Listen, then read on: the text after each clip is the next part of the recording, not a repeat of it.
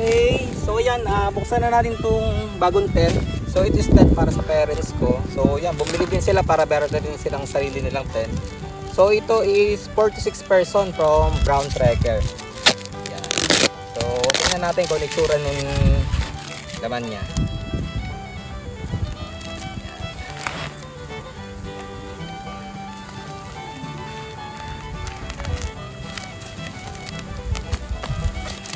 So dahan-dahan at baka mahiwa pati yung tent. So may kalakihan to para dun sa akin. Kasi yung akin pa ang 2% lang yun eh.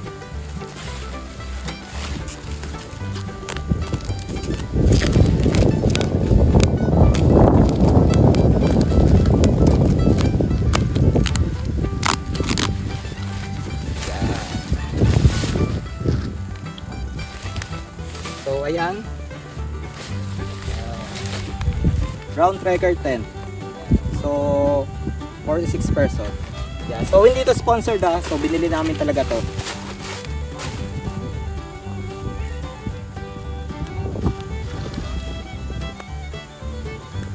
So tara, set up na natin to para makita natin kung ano itsura. Yan. So first time natin set up. So hindi natin siya gagamitin, i-ano lang natin. I-check lang natin kung ano yung itsura niya pag nakatayo na. So medyo malaki yung lalagyan niya kumpara doon sa laman, ang laki ng extra. So hindi ka mahihirapan sa pagbabalik.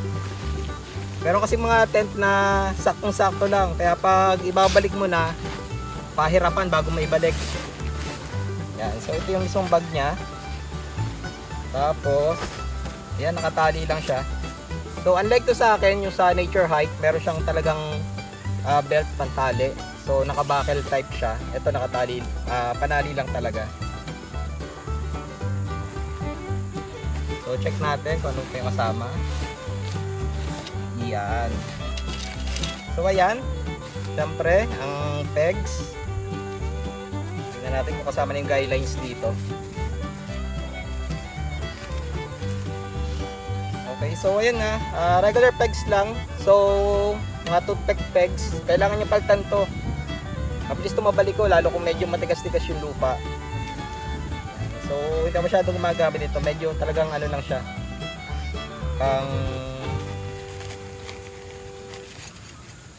pang vegetarian. Tapos same sa panali, yan, may guidelines lang naman, pero ilan lang piraso siya.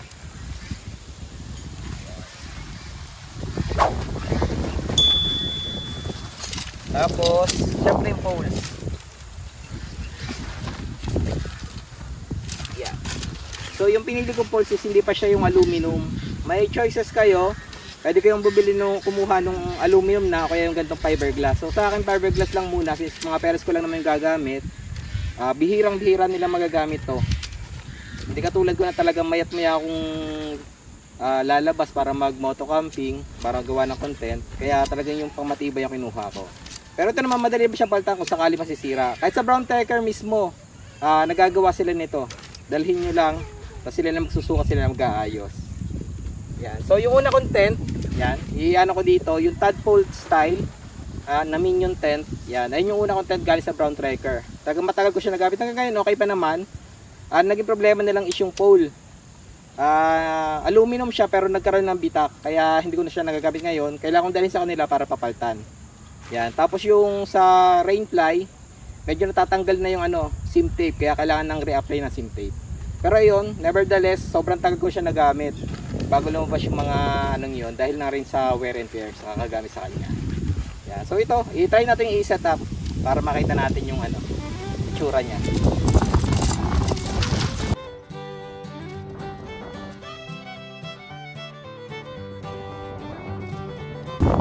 Mahaba yung ano niya. Para doon sa gamit ko, mahaba yung mga pegs niya. Ay yung pole niya pala. Pegs.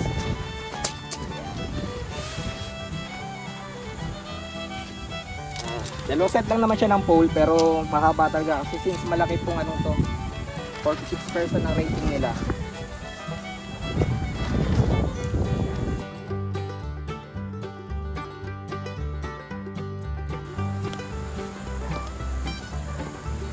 Yan, so ito yung inner tent. So all black siya. Medyo malaki nga talaga. 4 to 6 to. Kumpara doon sa akin.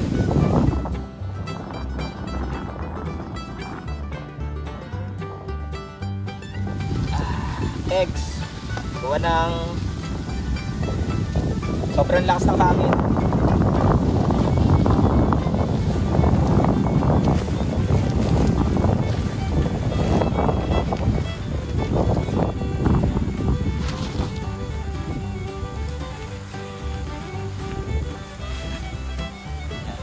Mali nakuha ko. Rain light play nakuha ko. Yan. So ito yung inner tent.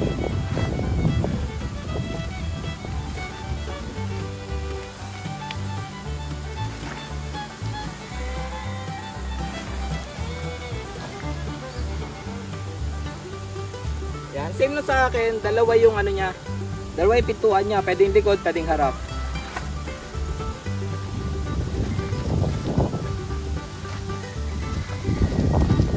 Lang natin para hindi siya limarin.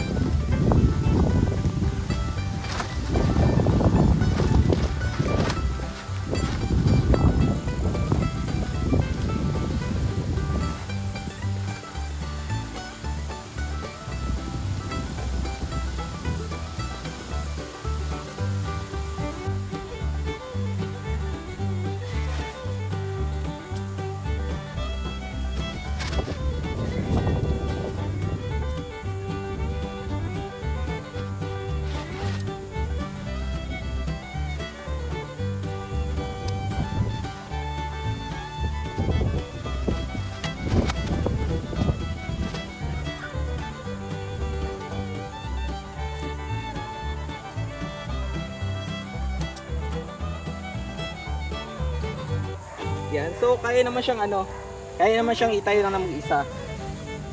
Kahit nagsasolo ka lang, kaya mo itayo to. So parang ano din lang, para mga regular donkey.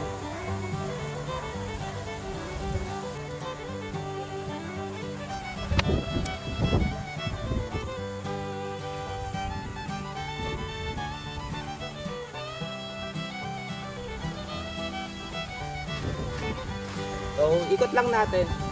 Kita nyo na pa lang dito pa lang, talaga medyo mataas na kumpara doon sa gamit ko.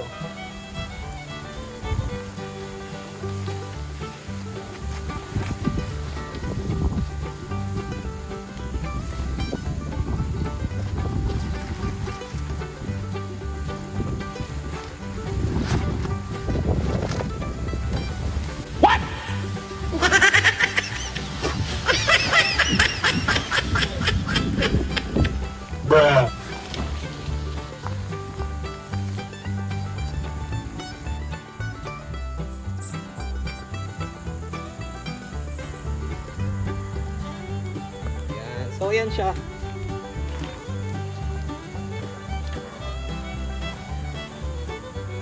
Bukan natin ng ayos. So talaga malaki siyang. Kasyang-kasya nga dito yung ano. Waluwag na waluwag sa apat.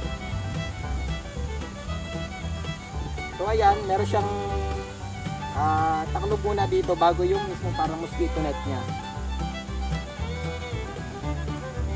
So double ano siya. Double ply. Yung sa akin isa lang yun eh. Muska yung talagang net lang siya. Wala siya nitong ano to.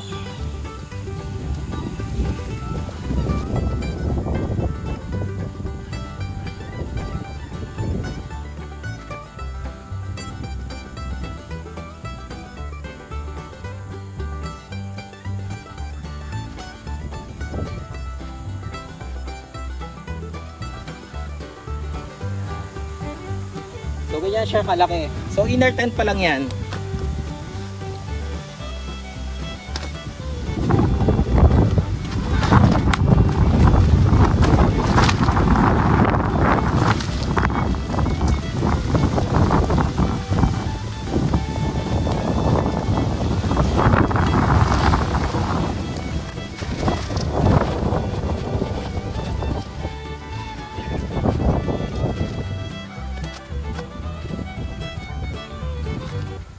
Para sa sightseeing.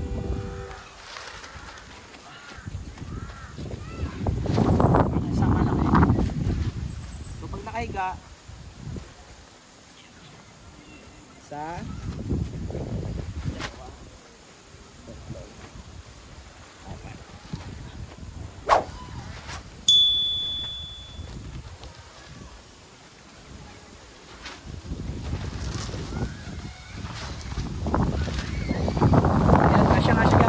komportable. Nakita natin. Ayan. Tapos may ventilation naman siya. Ayan. Dito may net.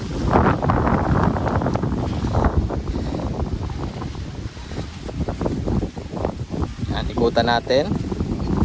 So, ito yung pinaka-ventilation niya dito. Ayan. Kita nyo naman tagusan. Komportable. 4 na tao talaga. Pero kung kasya pa 5, pwede. Kung 6, siguro kailangan payat lahat kayo. Pag meron ng mataba, yun. Bawas-bawas na tayo. Siyempre, mas malaki yung ikukonsumo niyang space eh. Pero yun sa 4, okay na okay to. Talagang maluwag kayo. Plus yung gamit, may mapapaglagyan kayo dyan. Yan.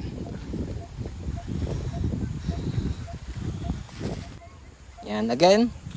For the size, yan, kita nyo naman.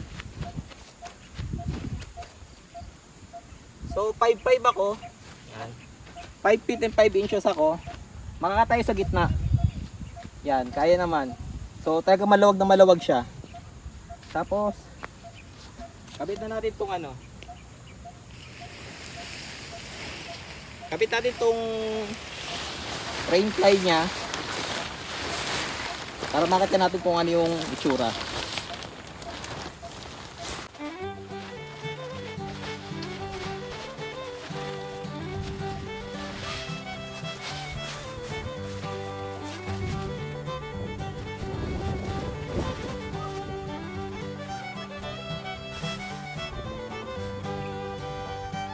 So yan, bakal type siya. Pwede mo siya i-bakal para hindi na siya matanggal. So may mga buckles yung bawat kanto.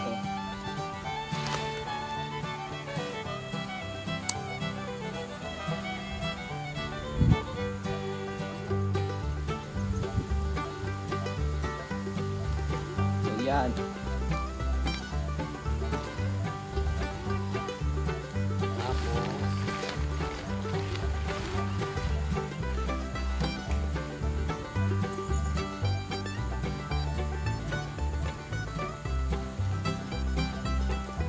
Pegs natin para makita natin yung forma.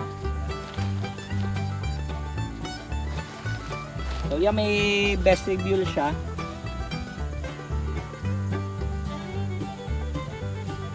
Pero sabi ko nga, yung gantong ano, gantong pegs kailangan palitan. Toothpick peg siya eh. Para siya toothpick.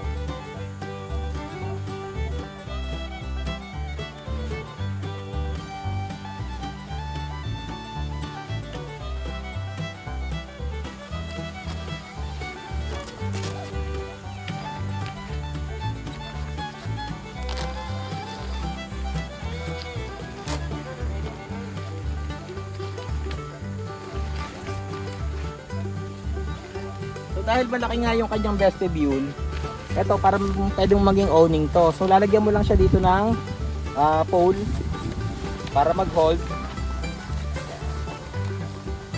Tayo natin. So kailangan mo lang siya tingnan ng pole dito. Nakaganyan na siya. So para na rin siya owning. Kailangan nyo nga lang bumili na separate na pole para matayo.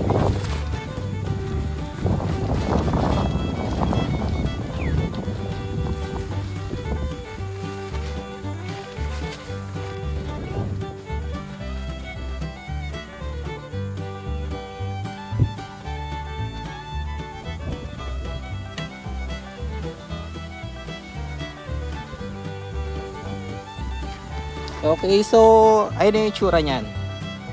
Yan. So yan, ikutan natin. So by the way, para makumpara ninyo, yan. Ito yung tent ko. Yan. So maliit lang yan, mababa lang. So ito yung height ko. Yan. So mga hanggang dito ko lang siya, dibdib ko lang siya. Kasi ito, yan. Kanina nga, nakatayo ako. Kaya ko nakatayo sa gitna.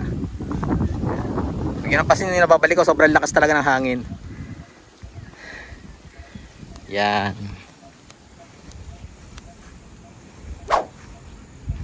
So, ayan. Same din sa akin. Front and back, may vestibule siya. At meron siyang pintuan. Yan. Kahit saan mo man iharap, meron yan. Yan. Ang pinagkaiba lang, dito sa part na to, wala yung brand na brown tracker. Yan. Nandito yung mismong brand. So yan, pwedeng ito yung harapan ninyo. Yan. Tapos yun, waterproof naman siya. Tapos may ventilation siya dito. Yan. So ditanggal naman siya kung sakali malakas yung ulan at kung umaanggi sa loob. Yan. Pwede siyang isarado. Yan. Ganyan siya. Pero yun nga, para sa air circulation, yan. Open nyo na lang yung mismong air vent nya. So dalawa yan, both sides. Yan. Meron din dito. Kumpara naman sa akin, yung nature hike natin na tent, yan, sobrang lakas ang hangin. 4. Bawat kanto meron. So same din siya, may tuhod siya na pwede mong tanggalin para isarado yung mismong ano niya, air vent. Yan, kita nyo, sobrang lakas. Yan, so yung magkakaganyan yan talaga kasi nga hindi ko pa nasisecure yung ano, eto, hindi ko pa nalalagyan ng guideline. Pero syempre pag na-secure yan, ganyan yan. Hindi siya tataob, hindi siya tutupi. Yan. So kaya nakapapansin nyo na tumutupi, ayun nga kasi nga wala pa akong kinakabit na guidelines. Yan. So ito yung brown tracker 4 to 6 person. So highball. Brown tracker highball yung tent na model niya.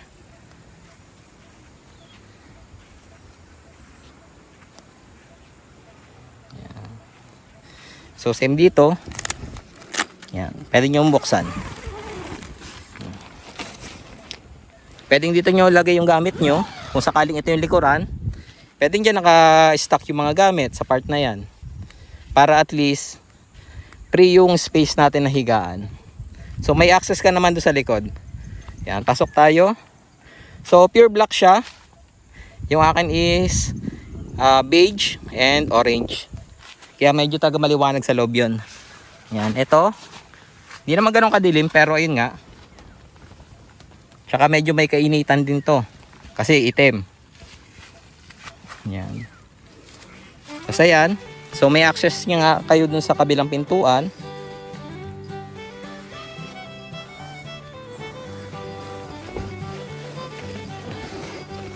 Ayan o.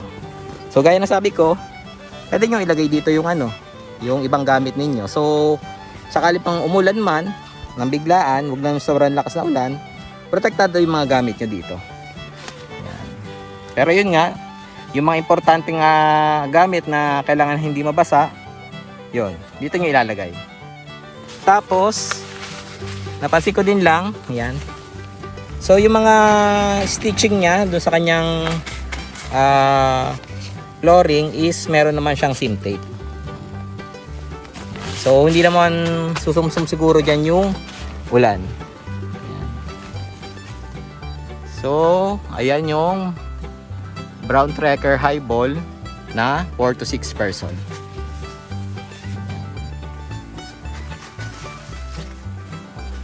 Ayan. So ayan, nandito yung ventilation. Oh. Ramdam dito malamig yung hangin na pumapasok. Tapos dito may hook. Ayan. Para kung magsasabit kayo ng katulad ng sa akin ng pan, yan, pwede nyo yung kabit dyan. O kaya kung ilaw. So yan, nakatayo ako.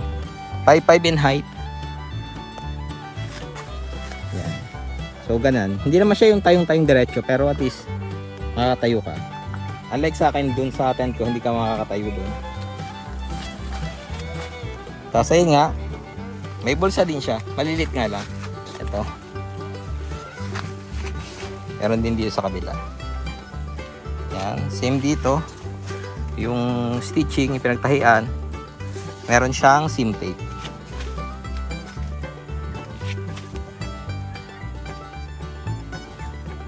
Okay. So ayun yung tent ko.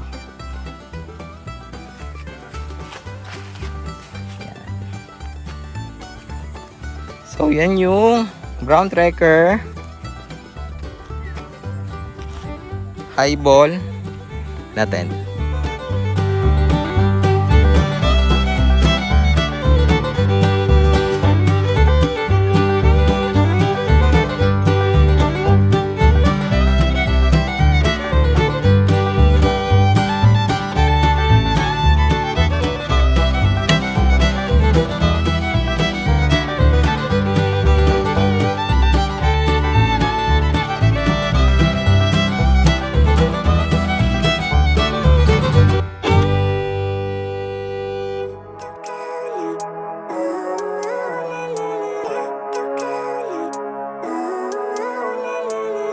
Living life, every day, late at night, not okay.